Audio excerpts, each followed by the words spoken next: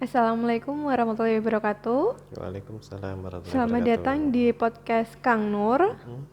Gimana Kang Nur kabar hari ini? Alhamdulillah baik dan lancar. Alhamdulillah baik dan lancar. Alhamdulillah. Iya. Iya. Bagaimana? Ini Kang Nur, saya ingin bertanya tentang sihir. Sihir. Ini tentang sihir tipuan atau sihir silat mata, Kang? Boleh Silapan dijelaskan? mata. Iya, oh ya Oke. silapan mata. Boleh Oke. dijelaskan, Kang? Oh, sihir silapan mata lebih mengarah ke dalam unsur ilmu gendam hitam. Ilmu gendam hitam. Nah, ataupun ilmu mempengaruhi gitu. Ini itu banyak terjadi di kalangan masyarakat di semisal di terminal, di lain. Pernah mendengar orang yang terkena hipnotis di jalanan? Harta Hipnotis. bendanya dikuras, Iya, pernah. banyak kan? Nah, Heeh. itu sebenarnya bukan hipnotis, itu adalah ilmu silapan mata atau ilmu gendam hitam. Ya, istilahnya ilmu mempengaruhi dengan tujuan menguras harta benda. Itu. Ada juga yang begini.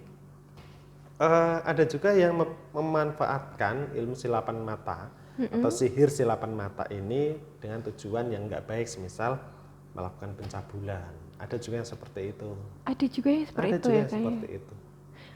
Kalau boleh tahu Kang, sistem kerjanya itu seperti apa ya, Kang ya? Intinya adalah melalui mantra. Mantra. Mantra. Karena ada mantra, ada ilmu yang harus dipelajari jika ingin menguasai ilmu seperti ini. Gitu. Namun juga tentu bukan hal yang mudah ingin mendapatkan ataupun ingin menguasai ilmu seperti ini. Apalagi ilmu yang tujuannya nggak baik. Banyak sekali syarat, banyak sekali tumbal yang harus diberikan, dan banyak sekali latu tirakat. Gitu. Berarti cukup berat ya, Kang ya, kalau pengen Cukup berat. memiliki ilmu hitam ini Iya, ya? karena nanti reaksinya itu sangat instan. Oh, reaksinya sangat Maka dari instan. itu, kalau kita dengar berita di jalan ada orang yang dihipnotis dengan hitungan beberapa detik sudah berhasil, ya kan? Sangat instan seperti itu. Karena untuk mempelajarinya juga tidak mudah, gitu. Tapi tentunya instan maupun eh, digunakan dengan hal yang seperti itu tentunya juga tidak baik, ya Tidak kan? baik ya. Untuk si pelaku juga nantinya pasti ada efek negatifnya, gitu. Itu ilmu silapan mata, gitu. Nah, gini Kang, ciri-ciri orang yang sudah terkena sihir tipuan atau silapan mata itu gimana, Kang? Ciri-ciri orang yang terkena, tentunya itu hanya bisa dirasakan oleh mereka, ya. Mereka yang Yang merasa jadi terhipnotis, jadi terhipnotis. korban. Itu nantinya tentunya mereka yang bisa merasakan. Kadang saya kalau menemui korban seperti itu, kadang mereka itu nggak sadar kalau mereka terkena sihir silapan mata seperti ini. Mereka hanya menganggap saya terkena hipnotis. Nah, itu kan nanti notabene hipnotis itu kan buruk. Padahal itu adalah sebuah kerja ilmu sihir, termasuk adalah ilmu silapan mata seperti ini. Jadi mereka yang nanti paham, mereka yang merasakan kalau mereka terkena hal seperti ini. Kalau dilihat secara kasat mata itu Oke. mungkin apakah linglung atau kayak gimana gitu, Ya, Kang? seperti Biasanya itu. ya gitu. Biasanya seperti itu. Mereka linglung, kemudian mereka beberapa detik atau beberapa menit nggak sadar kalau mereka sudah dikuras harta bendanya. Banyak yang seperti itu. Terus tidak lama kemudian sadar, terus akhirnya Sadar, mereka kemudian ini ya, kok bisa harta bisa nah hilang itu, kemana gitu ya ya. itu. Dan banyak kan yang dari mereka kemudian menjas ini adalah kerja hipnotis. Oh. Kasihan. Bedanya hipnotis sama sihir tipuan silapan mata ini apa, Kang? Kalau hipnotis kan ilmu sugesti, murni ilmu sugesti. Jadi mereka cara kerja hipnotis adalah sebenarnya kalau tidak ada persetujuan dari korban, ilmu hipnotis itu nggak bisa terjadi. Harus ada persetujuan dari korban. Oh, Gitu. gitu. Kalau sihir seperti ini kan cara kerjanya melalui magis, ya kan, dari segi energi kebatinan. Jadi cara kerjanya adalah mantra, gitu.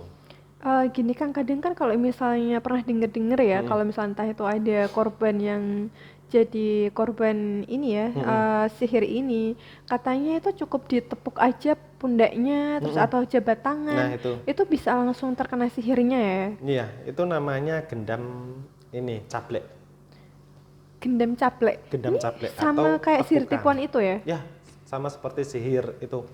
Kalau cablek itu mereka metodenya ataupun cara pengaplikasiannya adalah dengan tepukan.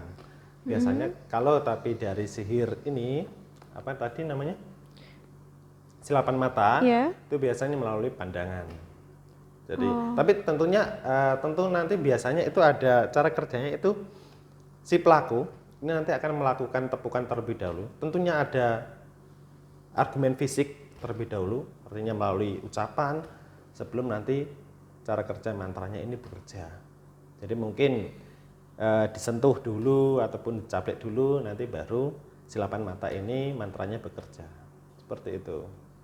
Nah kan gini Kang, untuk was-was untuk jaga diri Oke. aja ya gitu, biar kita nggak kena sihir, tipuan atau silapan mata itu gimana Kang? Nah, berhubung sihir ataupun tipuan silapan mata ini cara kerjanya adalah melalui mantra, melalui ranah spiritual, maka yang harus kita lakukan adalah kita membentengi diri kita juga secara spiritual. Kita pertebal keimanan, ataupun jika perlu kita menggunakan benda-benda yang daya energinya adalah sebagai penangkal. Nah contohnya sarana yang bisa digunakan apa aja Kang? Kalau untuk penangkal sebenarnya kita menggunakan media penangkal itu sama saja kita menggunakan penangkal ilmu hitam. Ya bisa berupa sentet, bisa berupa pelet, teluh dan lain sebagainya. Nah, media yang bisa kita gunakan salah satunya adalah bisa menggunakan telur ayam kampung. Ya kan, telur ayam kampung. Harus telur ayam kampung ya, tidak boleh menggunakan telur yang lain. Yang seperti kita konsumsi. Kita konsumsi sehari-hari nggak boleh ya? Nggak boleh. Yang Harus bisa ayam adalah kampung. telur ayam kampung. Kemudian bisa menggunakan juga beras ketan. Beras ketan apa Harus nih Kang? yang putih. Harus yang putih ya? Beras ketan putih. Yang hitam nggak ya? Nggak bisa. Yang putih. Yang putih kan sifatnya adalah penetral. Penetral. Gitu ya. Kemudian bisa juga menggunakan ini apa namanya? Kembang kandil. Kembang kantil. Kembang kandil ada juga yang bisa menggunakan dengan daun kelor. Nah itu kan apakah harus, nah kalau kita misalnya bepergian berarti harus dibawa kemana-mana gitu ya? Tinggal dibawa saja gitu. Tapi yang pasti adalah kita pertebal keimanan kita. Benda-benda seperti ini hanya membantu kita dari segi spiritual. Tentu yang mewujudkan adalah Tuhan. Apakah sarana-sarana ini tadi bisa didapat dari Kang Nur atau harus dapat dari mana? Apa ya udah bunga kantil saya bisa beli di pasar atau gimana kayak gitu? Dimanapun bisa.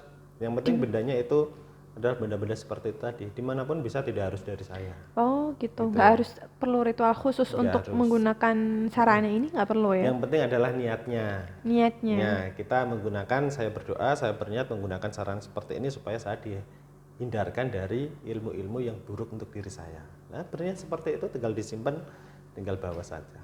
Insya Allah aman dari sihir apapun ya. Insya Allah aman. Yang penting kita niatnya, gitu ya. Kemudian pertebal keimanan itu sangat perlu. Yep.